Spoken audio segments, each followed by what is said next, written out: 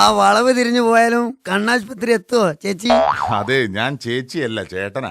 ആരുടെ ചേട്ടൻ? ഞാനൊരാണാണെന്ന്. ഓഹോ, ഈ ഒരു ആൺകുട്ടിയാണല്ലേ, നന്നായി.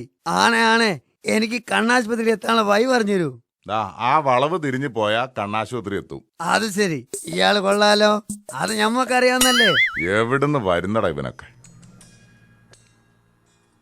എന്താ പ്രശ്നം? പാവപ്പെട്ട ഈ ഗഫൂർ ദാരിദ്ര്യരേഖ മുകളിലാണ് വന്നത്. അതാണിപ്പോ നമ്മളുടെ വലിയ പ്രശ്നം.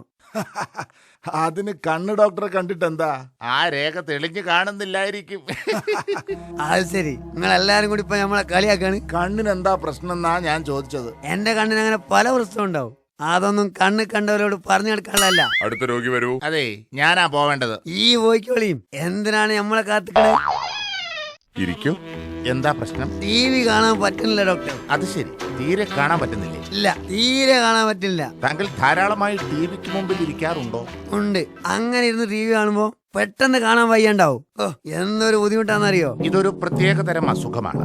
ആട്ടെ, എപ്പോഴാണ് ഇങ്ങനെ സംഭവിക്കാറുള്ളത്? ഐ മീൻ, ടിവി കാണാൻ ബുദ്ധിമുട്ട് വരാറ് എപ്പോഴാണ്?